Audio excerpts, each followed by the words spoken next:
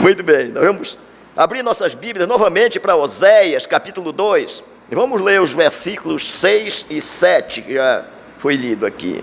Oséias, capítulo 2, versículos 6 e 7. Oséias, capítulo 2, versículo 6, diz assim a palavra de Deus: Portanto, eis que cercarei o seu caminho com espinhos, e levantarei um muro contra ela, para que ela não ache as suas veredas. Ela irá em seguimento de seus amantes, porém não os alcançará. Buscá-los-á, sem contudo os achar.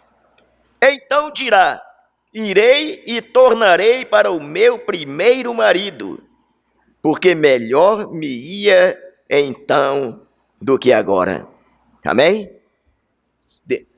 Senhor nosso Deus e nosso Pai celestial, te damos graças em nome de nosso Senhor Jesus Cristo, por este momento, meu Deus, que estamos aqui na tua casa, na tua presença divina. Te damos graça, meu Deus, pela tua palavra que acabamos de ler neste momento. Pedimos, meu Deus, que o Espírito Santo, o único que sabe interpretar corretamente a tua palavra, venha, Senhor Deus, nos ensinar, nos dando a interpretação correta do texto sagrado e as lições que precisamos aprender. Ajuda-nos, nosso Deus, dando-nos espírito de reverência e atenção, e que possamos não só entender, mas pôr em prática em nossas vidas. Em nome de Jesus nós oramos. Amém. Muito bem, podem sentar. Irmão, nós estamos diante de um texto da palavra de Deus, onde o Senhor faz uma comparação do homem, do pecador, com uma mulher infiel, com uma mulher prostituta, podemos dizer, né? Deus fala aqui o quanto é prejudicial para o homem voltar as costas para Deus. E usa assim como, falando a respeito de Israel, usando Israel como a esposa infiel e fazendo uma aplicação para todos nós, todos os homens, todas as pessoas, principalmente aqueles que não levam a sério as coisas de Deus. E nós sabemos que só o poder de Deus pode vencer o homem endurecido em seus pecados. Desde que Adão pecou, o homem se tornou totalmente depravado e não tem capacidade em si mesma de fazer nada para mudar a sua situação. Nada, absolutamente nada. A menos que Deus se volte para o homem, na sua graça e misericórdia. Fora disso, ninguém tem condições de voltar para Deus. O Senhor Jesus Cristo mesmo disse: ninguém pode vir a mim se o Pai que me enviou não o trouxer. Essa é a grande verdade. E todos nós sabemos disso, né? E Deus nos mostra aqui que todos os homens, em todos os lugares, estão debaixo da sua vista perscrutadora. Nada passa no mundo que Deus não saiba. Eu gostaria de meditar nesta noite com os irmãos sobre o tema caminhos cercados. Caminhos cercados. Quem já trabalhou no interior, nem o Ronaldo, que trabalhou muitos anos no interior, né? Foi, Ronaldo? sabe o que é um caminho cercado. Eu me lembro, quando cortava seringa, a gente tinha um caminho da estrada, né, limpo, ia embora, andando tranquilo, de repente, uma tronqueira, uma árvore tinha caído no meio do caminho, né? Ali estava o caminho cercado, você não podia passar mais por ali. Tinha que fazer, como eles chamam no interior, um rodeio, né? E para poder pegar o caminho lá na frente e continuar, certo? Aqui Deus nos mostra que para todos os lados, para onde o homem vira, vai, ele não pode se esconder de Deus. A vista perscrutadora de Deus está sobre ele. Ele disse que eu cercarei o seu caminho com espinhos. Com espinhos. Uma cerca de espinhos, como chama-se uma sebe, né, como diz a Bíblia, pode servir de proteção, mas também pode servir de empecilho, né? No caso de Jó, o próprio diabo reclamou de Deus, dizendo que Deus o havia cercado com uma sebe. E ninguém podia se aproximar de Jó, ninguém podia tocar nos seus bens, porque estava sob a proteção de Deus através de uma cerca de espinhos, né? Então, ali, a cerca de espinhos é símbolo de proteção. Mas aqui, a cerca de espinho é símbolo de condenação, símbolo de castigo de Deus. Ele disse aqui, cercarei seu caminho com espinhos. O que significa isso? Sabe, meu prezado amigo, meu prezado irmão, Deus, ele usa meios para nos chamar a atenção. Nos chamar a atenção. Se você é crente e não leva a sério as coisas de Deus, ele vai cercar seus caminhos com agudas aflições, com problemas, dificuldades. Deus disse para o povo de Israel, disse, olha, se vocês não obedecerem a minha palavra, se vocês não fizerem a coisa como eu estou mandando, eu não vou expulsar os palestinos que estão ao redor de vocês. Eu não vou expulsar os filisteus. Eu vou deixar essas nações aí para castigar vocês, por intermédio delas. Elas serão como espinhos nas vossas ilhargas. E olha, meus amados irmãos em Cristo, todos nós aqui que lemos a Bíblia, conhecemos a história de Israel. Se você lê do capítulo, do livro de Juízes, o livro de Juízes, você vai ver como na realidade todo aquele povo foi usado por Deus para castigar Israel por causa da sua desobediência. Era exatamente o sofrimento de Israel, o problema de Israel, era como se fosse realmente um bocado de espinhos furando eles de todos os lados. No livro de Juízes nós lemos a história mostrando que esse povo era tão oprimido pelos filisteus e pelos palestinos, que chegou a ocasião de eles terem que pagar para poder amolar uma enxada e uma foice. Tinham que pagar por isso, porque os filisteus tomavam tudo que eles tinham e eles dependiam em tudo deles. Para conseguir um pouco de alimento, eles tinham que debulhar o trigo à noite e esconder dentro dos buracos, porque os midianitas vinham e levavam tudo. Eles clamavam a Deus e Deus não respondia. Por quê? Porque eles estavam fazendo a coisa errada. Coisa errada. Deus estava castigando. Deus estava fazendo o que prometeu. Se vocês me obedecerem, vocês nunca vão precisar de ajuda de ninguém, porque vocês vão ter em abundância para ajudar os outros. Mas se vocês me desobedecerem, vocês não vão ter nada. Vocês vão depender dos outros e vão senti na pele, disse Deus, vocês vão ter conhecimento, experiência do meu desagrado. Sabe, irmãos? Da mesma forma acontece conosco quando não obedecemos a Deus. Deus, diz a Bíblia, que não se deixa escarnecer por ninguém. A Bíblia diz, aquilo que o homem semear, isso ele ceifará.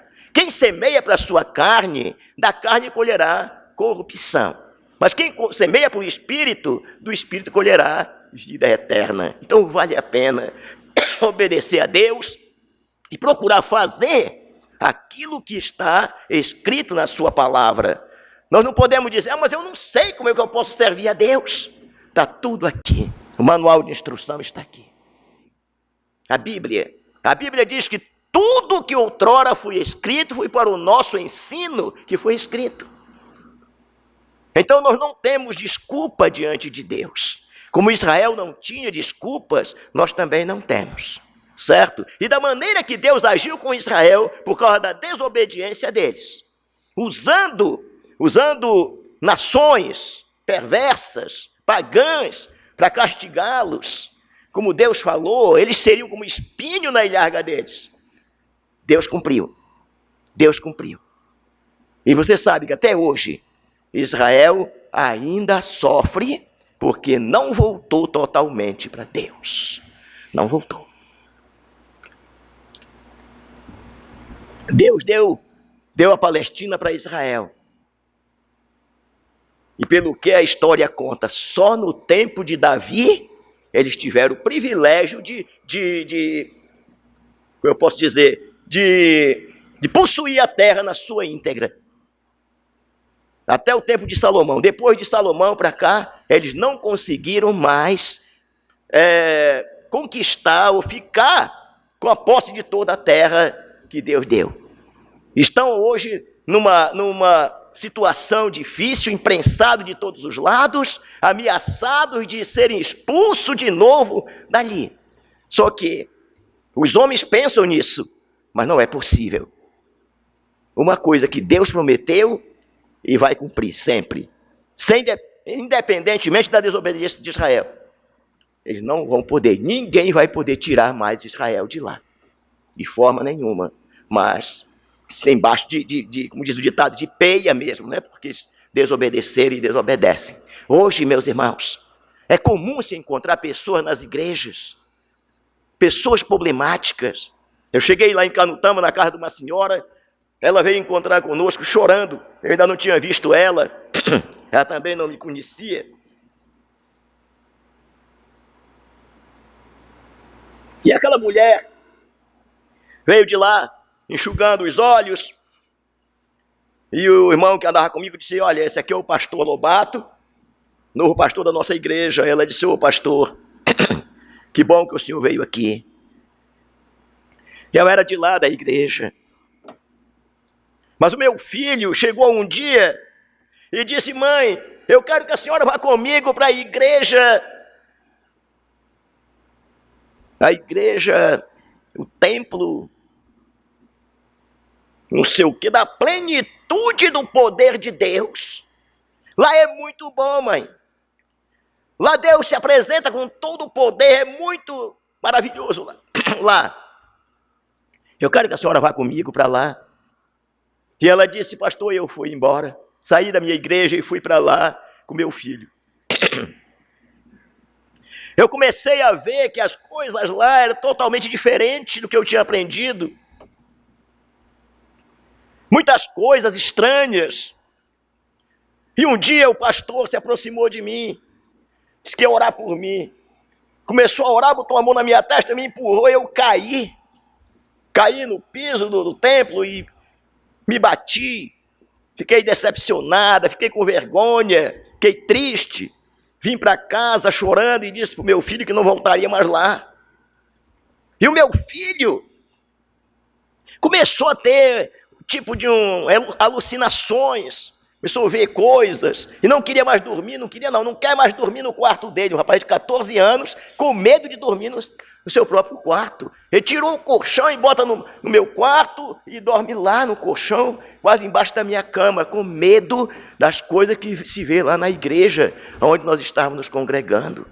Eu não quero mais ir para lá, mas eu não tenho coragem de voltar para a igreja batista, porque eu saí de lá e não disse nada para ninguém. Eu disse para ela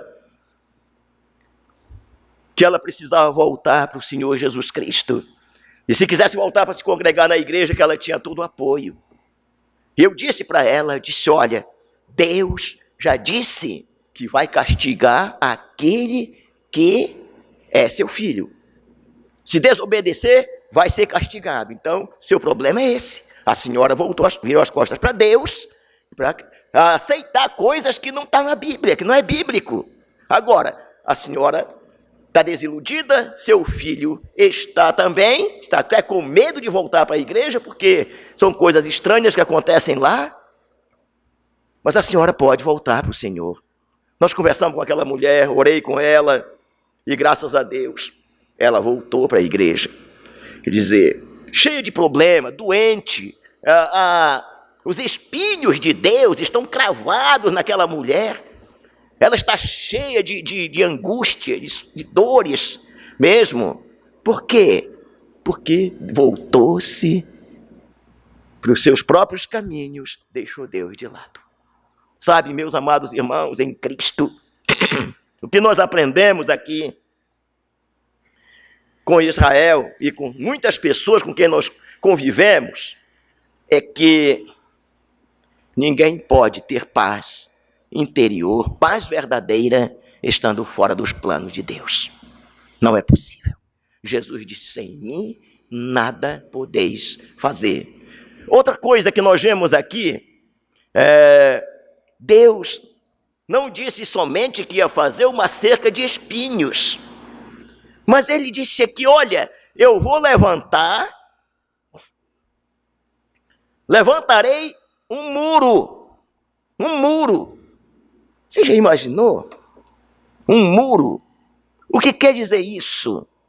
Um muro é símbolo de dificuldades intransponíveis. Eu me lembro, nos anos 76, eu adoeci em Lábrea e eu fui para o hospital. Uma gripe, cheguei lá no hospital, me internaram, o médico disse, olha, eu não sei se tu está com malária, eu não sei que tipo de febre é essa. Certo é que nós vamos te dar umas pílulas aí para tu tomar. A mulher trouxe umas 8 pílulas, mais ou menos, e um copo d'água. Toma tudo de uma vez. Joguei aquele monte de pílula na boca e bebi água, me deitei numa camazinha dessa largura, e não demorou, começou a rodar. Assim, olha. Tinha hora que o prédio estava para baixo, eu estava para cima, e eu comecei a gritar, seguro na cama, gritando. Já o médico veio, o enfermeiro, veio um bocado de gente, chegaram lá, perguntaram o que era, eu disse, olha, está rodando tudo mesmo. Aí me aplicaram uma injeção e eu dormi. Me acordei, estava calmo, mas estava com febre. Olha, quando completou 13 dias que eu estava lá, eu estava debilitado, eu não comia mais nada, eu não tinha mais força para nada. E com aquela tosse, o médico chegou, olhou para mim, 5 horas da tarde mais ou menos, e disse, Raimundo, eu descobri qual é a tua doença. Descobriu, doutor? Descobri. E lamento dizer que você não vai escapar. Não vai escapar. Você não vai ter muitos dias de vida mais. Você vai morrer.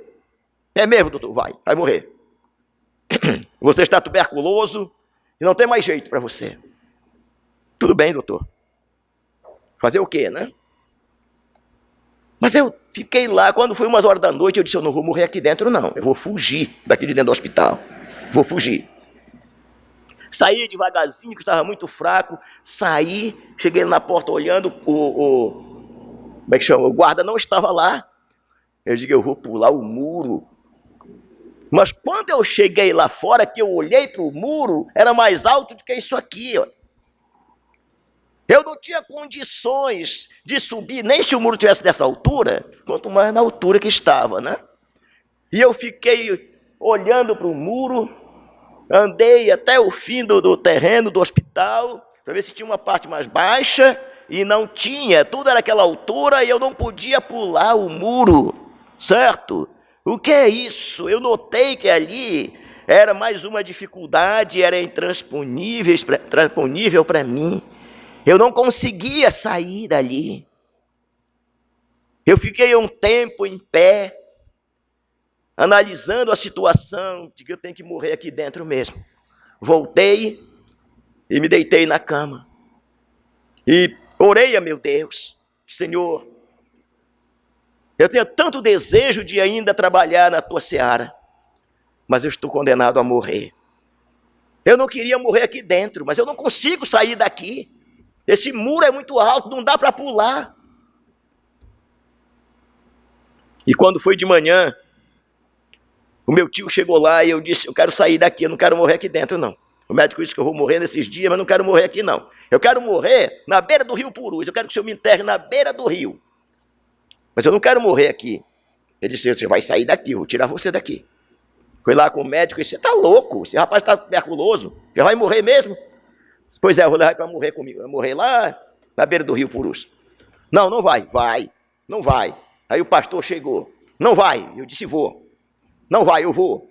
Aí levantei da cama, arrumei os paninhos que eu tinha lá. Já estou indo, doutor. Você vai sair mesmo? Já saí, já estou indo. Ele disse, tá bom, vou te dar tua alta. Ele deu alta, eu saí. Cheguei em Canutama, tinha um homem lá chamado Dedé Saldanha, não sabia quase nem ler, mas era um homem que Deus usava aquele homem mesmo para ajudar as pessoas.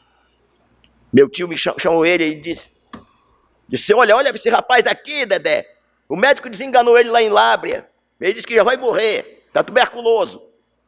O cara olhou para mim e disse, tu não vai morrer não, rapaz, tu tá só com uma gripe interna.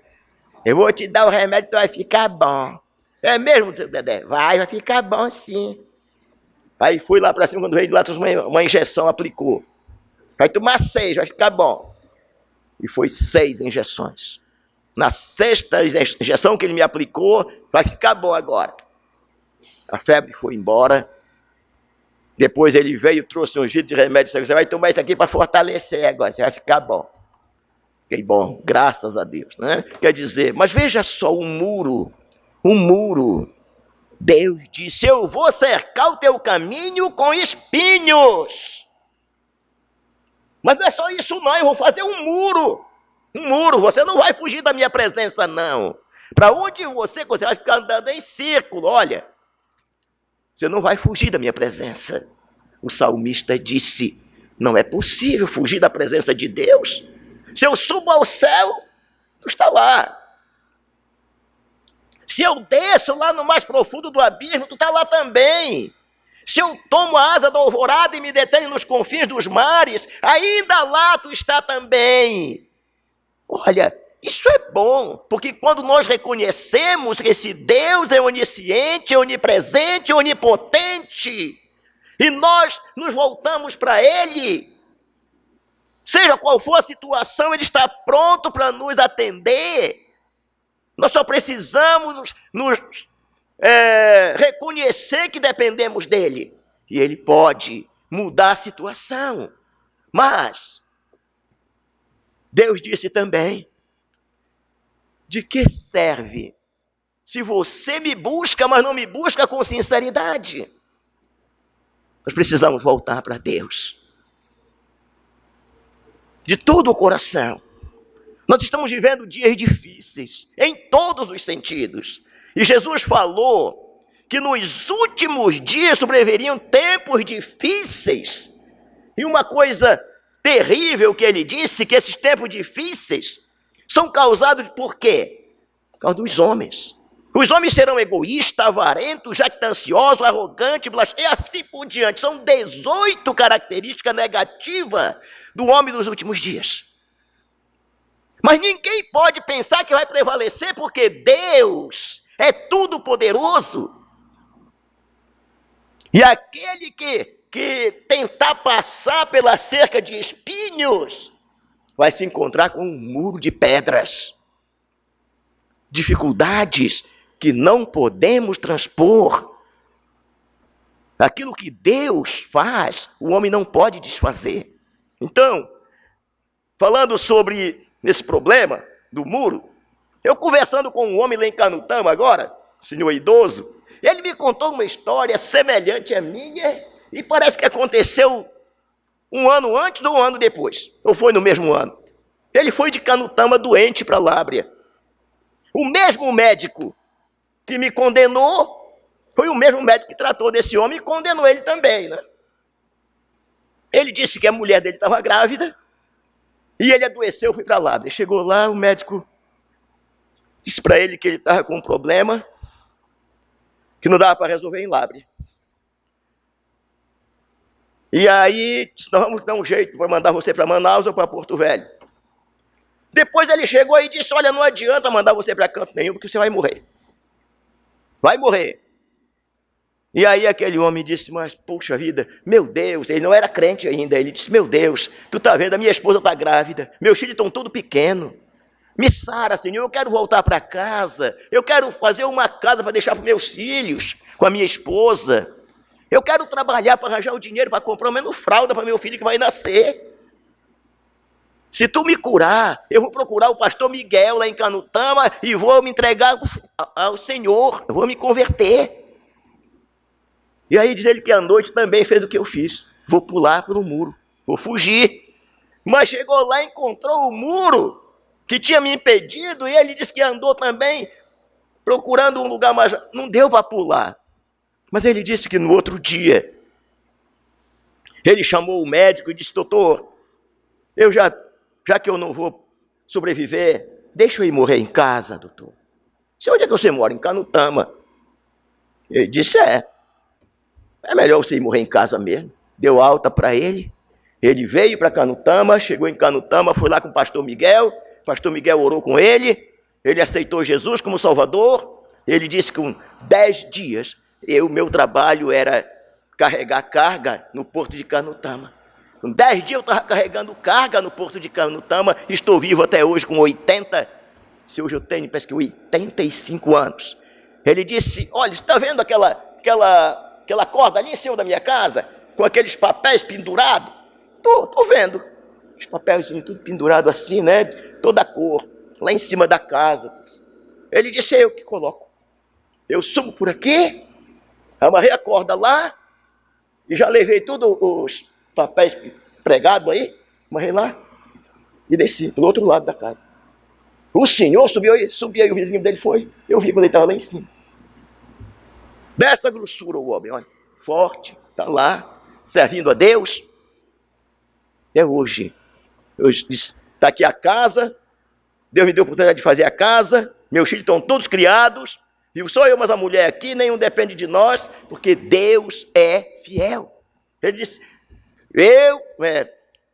vós me buscareis e me achareis, quando me buscareis de todo o vosso coração, serei achado de vós, certo? Nem muro, nem cerca de espinhos pode nos deter quando nós nos voltamos para o Senhor. Mas quando nós viramos as costas para Ele, para todo lado que viramos, nós vamos encontrar empecilho. Porque Deus não permite, Ele disse que Ele já traçou o limite para o homem, além do qual ninguém pode passar. Não adianta, né? Então, temos que voltar. Veja só, a terceira coisa que nós vemos aqui. O versículo diz assim, para que não ache as suas veredas. Olha, o muro e a cerca é para que a pessoa não passe, não vá para onde quer. Só vai até onde Deus permite. Que não ache a sua vereda. Vereda, os irmãos sabem também, é um caminho estreito, né? Caminho estreito. Eu me lembro que, trabalhando em Sorva, a gente sai fazendo aqueles caminhos bem estreitinho mesmo, só para não perder a direção. E tem muitas vezes que você erra e fica andando sem direção, né? Mas olha, Deus disse, eu vou cercar, você não vai passar. Você não vai achar a sua vereda, o caminho que você escolheu para andar. Você ou volta para mim, para que eu possa determinar a sua direção, ou você vai ficar andando em círculo por toda a vida e não vai prevalecer. Certo? Então, para nosso tempo já está avançado, a terceira coisa que nós temos, quarta coisa, fracasso total. Ela irá em seguimento, porém não os alcançará. Não adianta correr. Não adianta ir atrás de ajuda que não seja Deus. Ninguém pode mudar a situação quando nós não estamos andando nos caminhos do Senhor. Eu me lembro de uma senhora aqui em Manaus mesmo, ali no Lírio do Vale. O marido dela era um empregado de uma empresa multinacional, ganhava bem, era um homem bom, não era crente, mas era um pai de família exemplar. A casa dele era bem arrumada, ele tinha de tudo. Aquela mulher disse que era crente, mas ela era irresponsável. Fim de semana, ela pegava o ônibus e ia embora para Itacoatiara, para Manacapuru, para Iranduba, para Presidente Figueiredo. Deixava uma filha adolescente e dois filhotes também, adolescentes. Os meninos iam para a igreja, chegavam lá, cadê a tua mãe? Foi para tal lugar, vamos para um desses lugares que eu falei. E teu pai? O papai está lá em casa. Um dia eu chamei ela e disse, olha irmã, a senhora vai perder seu marido. Mas por quê, pastor? Pode ser, o marido é um homem bom, trabalhador, não é crente, e ele deveria ser um crente se a senhora tivesse um testemunho autêntico diante dele, porque a Bíblia diz que o homem incrédulo pode ser santificado no convívio da esposa crente. Mas a senhora não valoriza isso, a senhora, fim de semana que podia ficar com o seu marido, a senhora vai embora para outros lugares. A senhora vai perder seu marido. Vai chegar um dia que ele não vai aceitar mais essa situação. Que nada, pastor, é 18 anos que eu convivo com ele assim, ele nunca reclamou nada. Tudo bem. Quando foi um dia, ele chegou, trouxe uma caixa de frango e um quarto de boi. Lavou a freezer, colocou lá e disse, olha, não esquece de ligar a freezer, eu não vou ligar agora. Sábado, domingo, segunda-feira cedo ele saiu para o trabalho. Umas 10 horas, umas 3 horas da tarde eu cheguei lá fazendo visitas. Quando eu subi, era segundo piso, né? Quando eu subi lá, que eu senti aquele cheiro de podre. Eu disse, Eliana, o que é que tem podre aqui na tua casa? Nada, pastor, não tem nada podre aqui não. Puxa vida, eu estou sentindo uma catinga de podre. Não tem nada podre aqui, eu não estou sentindo nada. Tá bom, você me arranja um copo d'água? Sim.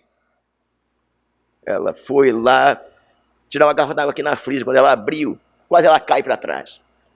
Pastor, pelo amor de Deus, o Nilson comprou um quarto de boi e uma caixa de frango e botou aqui e disse que era para eu ligar a freezer, eu esqueci, está tudo podre.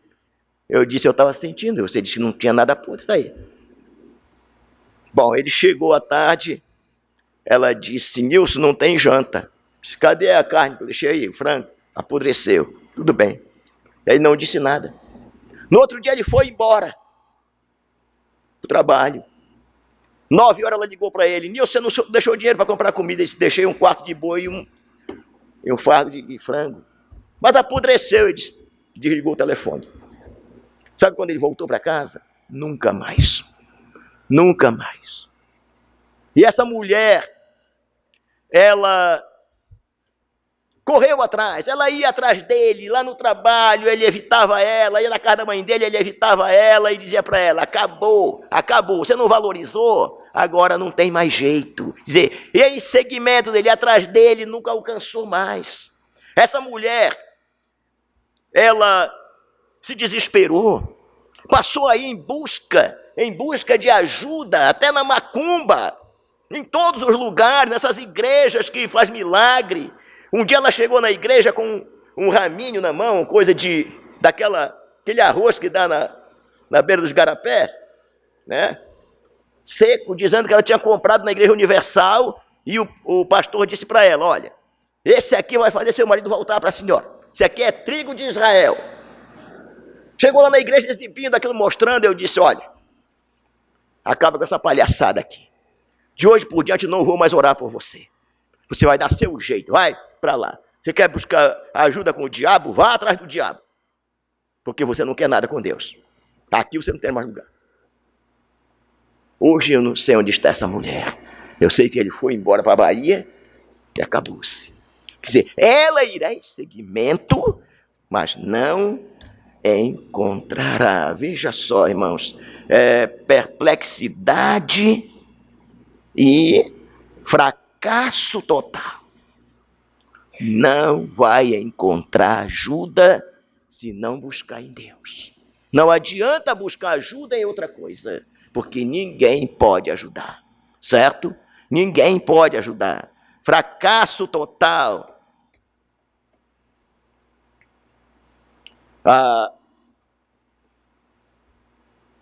Não adianta buscar ajuda onde não pode se encontrar, certo? Então, meus irmãos, Deus, Ele é um Deus de misericórdia, um Deus de bondade, mas é um Deus de justiça, e não inocenta o culpado. Veja só, o desapontamento é outra coisa que Deus coloca na vida das pessoas que se voltam para outras coisas e esquecem de Deus. Ele diz assim, buscá-los sem contudo os achar.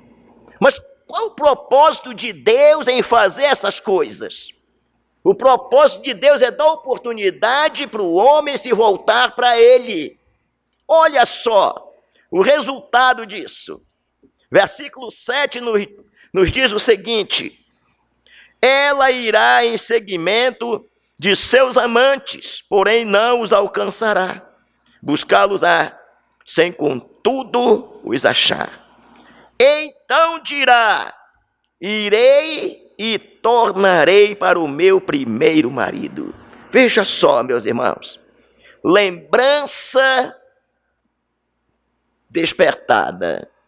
Melhor me ia do que outrora. Melhor me ia do que antes. Aqui o versículo 7 diz, melhor me ia então do que agora. Deus coloca dificuldade diante de nós quando estamos fora dos seus caminhos, para nos despertar, para nos levar de volta. Deus é misericordioso. Deus não inocenta o culpado, mas também não castiga de bom grado, diz a Bíblia, e quando o homem endurece seu coração, ele pode ter certeza que vai apanhar, mas quando se quebranta diante de Deus, pode ter certeza que ele vai ser aceito. Veja, Deus desperta a pessoa para entender a sua real situação e reconhecer que Deus é a solução. Veja, ele diz o seguinte, melhor me ia. Lembra o passado. Lembra os momentos de comunhão com Deus. Se você é crente, está fora do plano de Deus, está andando em outros caminhos, em outras direções. Quem sabe tem se deparado com espinhos. Tem procurado avançar, mas os muros estão aí ao seu redor. Como eu estava dizendo, é comum encontrar pessoas, principalmente nesses lugares no interior, pessoas amarguradas, pessoas infelizes, pessoas que correm de um lado para o outro e não têm direção, ficam andando em círculo, em busca de solução e não encontra. Enquanto não se volta para Deus, não é possível. Mas olha, o que Deus faz aqui, olha, dificuldade intransponível, agudas aflições, perplexidade, fracasso total, amargo desapontamento. Tudo isso para quê? Para chamar atenção, para que a pessoa desperte. E lembre-se de que não há lugar melhor do que no centro da vontade de Deus.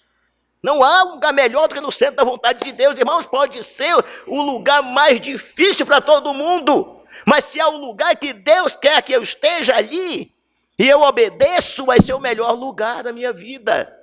Eu me lembro, certa vez, doutor Tomé, eu estava me arrumando aí para Tarauacá, doutor Tomé estava aqui, né? Nessa noite, era uma noite de terça-feira, o seu Fred ia dar estudo. E o doutor Tomé estava aí. Seu Fred pegou a palavra para ele. Se bem hoje quem vai dar o estudo é o Tomé. E o doutor Tomé falava de Tarauacá. Eu não sei se ele estava querendo me impressionar, né, que eu ia para lá. Mas ele disse, irmãos, Taraualá é um lugar muito difícil. Hoje nem tanto, mas nos anos que nós chegamos aqui, nos anos 60 parece, era muito difícil Tarauacá. Muito difícil mesmo. Eu passei 19 anos lá. E foram os anos melhores da minha vida. Isso ficou gravado na minha mente, aquela frase que ele falou ali, no púlpito, que era ali naquele templo ali, né? Os melhores anos da minha vida. Por quê? Se era tão difícil, mas porque ele estava no centro da vontade de Deus. E olha, irmãos, é maravilhoso, porque até hoje Tarauacá não é um lugar muito, assim, fácil, não. Mas eu também passei 12 anos lá. Saí de lá porque senti que Deus estava me chamando para outro lugar. Mas foi um lugar bom também.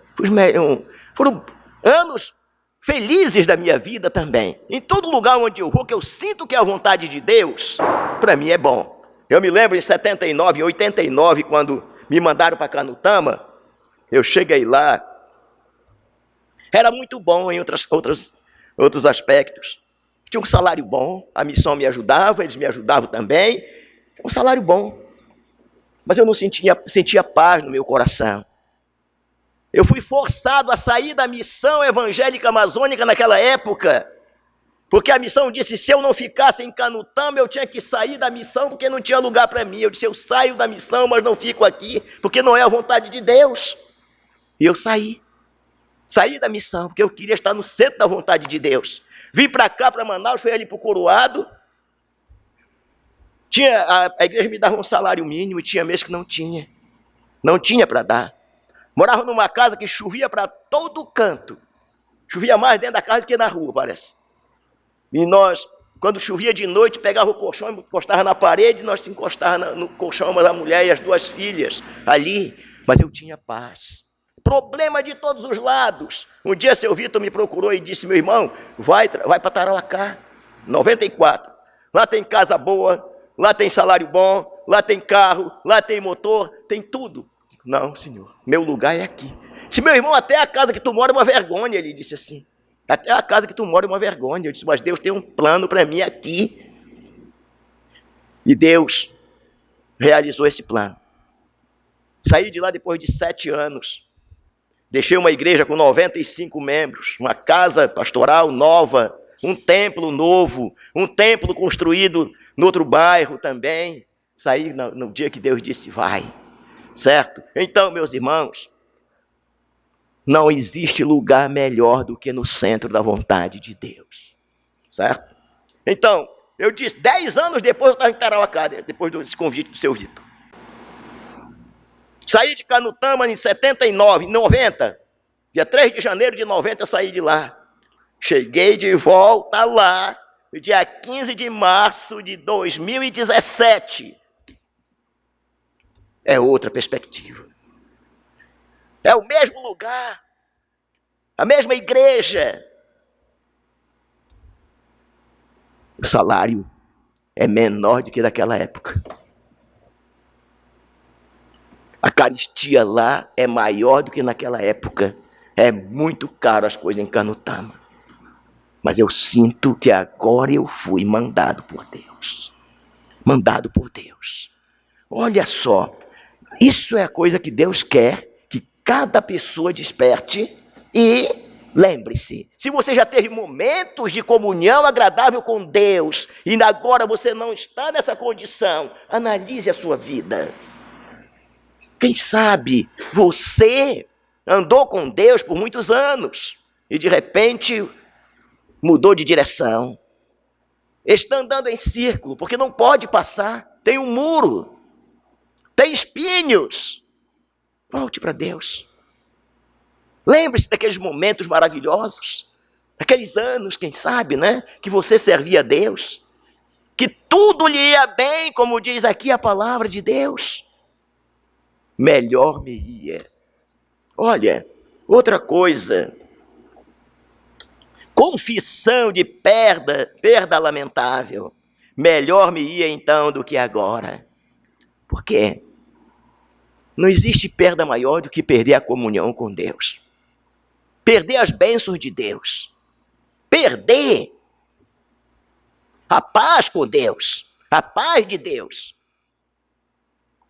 Se você é salvo verdadeiramente, você não perde sua salvação. Você vai perder as bênçãos de Deus. Você perde a comunhão com Deus. Você perde a paz de Deus. Você vai viver infeliz. Infeliz. A terceira coisa que eu vejo aqui, resolução acertada, irei e tornarei. Vou voltar. Lembra-se da história do filho pródigo?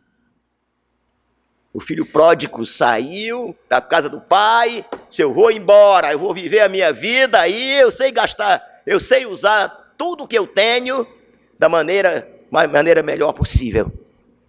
Saiu, diz a Bíblia, desperdiçou tudo, estava cuidando de porcos. A Bíblia diz, caiu em si. Ele caiu em si. Veja, os problemas que surgem em nossas vidas, muitas vezes é Deus nos chamando a atenção para despertar nossa mente. O filho pródigo estava ali, nem a comida do porco ele não podia comer. Mas ele caiu em si, diz a palavra de Deus. Ele disse, quantos trabalhadores de meu pai têm pão com fartura, e eu aqui morro de fome. E olha a resolução, acertada, levantar-me-ei, e irei ter com meu pai. Olha só, a Bíblia diz, e levantando-se, foi para seu pai. Foi. Ele já ia com o pensamento aqui, o esboço da conversa dele com seu pai. Eu vou dizer para o meu pai, olha pai, eu pequei contra o céu e diante de ti. Eu não sou digno de ser chamado teu filho, mas trata-me como um dos teus trabalhadores. A Bíblia diz que antes que ele chegasse, seu pai estava olhando. Seu pai estava esperando ele. E antes que ele falasse alguma coisa, seu pai o abraçou, beijou e deu as boas-vindas. Deu o quê? Tudo o que ele precisava. Ele desperdiçou tudo, mas Deus tinha para lhe dar tudo de novo. Tudo de novo. O Pai, ali que simboliza Deus, que nos dá tudo que nós precisamos, nós só precisamos reconhecer, só precisamos tomar a resolução de voltar para Ele. Ele está pronto para nos dar tudo o que nós precisamos. E tudo que nós perdemos vai nos dar, como Deus disse, vou te dar em dobro. Em dobro. Se voltares de todo o vosso coração. Certo? Então, afeição incitada, tornarei para o meu primeiro marido. Veja só.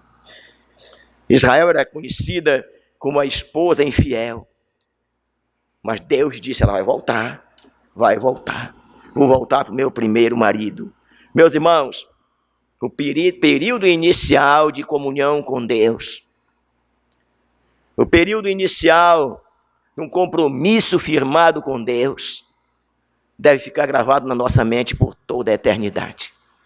Por toda a eternidade. Eu me lembro, na noite que eu me converti ao Senhor, e analia, penso, como era a minha vida antes, como se tornou depois. Eu não consigo esquecer aquele momento de transformação, de mudança. E cada dia eu quero estar mais perto de Deus, cada dia eu quero fazer mais para Deus. Apesar das minhas limitações, mas para mim o maior prazer da minha vida está envolvido na obra do Senhor, porque Ele é tudo para mim.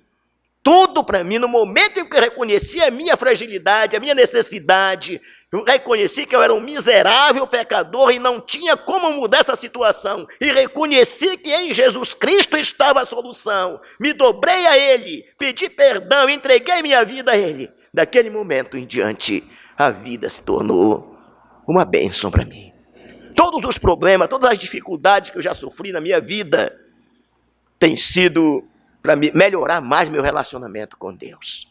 Então, nesta noite, você também pode fazer a mesma coisa. Não importa quantos anos faz que você se desviou, que você deixou os caminhos do Senhor. Não importa o que você está fazendo hoje.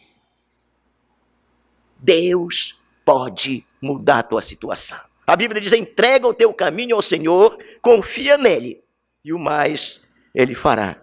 Torne para o Senhor agora. Não importa se tem uma cerca de espinho na sua frente. Não importa se tem um muro. Volte para Ele. Ele quer te dar passe livre. Ele quer que tu ande livremente com Ele. A Bíblia nos diz em Isaías, capítulo 55, versículo 7. Deixe o perverso seu caminho, o iníquo seus pensamentos, e volte-se para o Senhor, que se compadecerá dele, porque Ele é rico em perdoar. Ele quer te perdoar. O profeta Isaías diz: quando tu desviar do caminho, tu vai ouvir sempre uma voz atrás de ti. Este é o caminho. Andai por ele e encontrareis descanso para a vossa alma. Você tem ouvido essa voz? No seu caminhar, aí em volta do muro, da cerca de espinho que lhe aflige, você tem ouvido essa voz? Deus tem falado com você que você tem que voltar? A Bíblia diz: se hoje ouvirdes a sua voz, não endureçais o vosso coração. É hoje. Por quê? Porque hoje é o dia sobremodo oportuno. Hoje é o dia da salvação. Jesus disse: eu sou o caminho, a verdade e a vida. Ninguém vem ao Pai senão por mim. Quer voltar para Deus? Então, aceita Jesus como teu salvador pessoal. Ou, se você já aceitou, mas está fora do plano de Deus, por desobediência, reconcilia-te com Ele e tem paz. Amém? Se você está nessa situação e sentiu no coração o desejo de voltar para o Senhor, quer derrubar a muralha e a cerca de espinho que lhe aflige, a Bíblia diz que Deus pode fazer infinitamente mais do que tudo quanto pedimos ou pensamos. E Ele quer fazer na tua vida aquilo que tu não consegue fazer sozinho. Que Deus, na sua infinita misericórdia, te abençoe.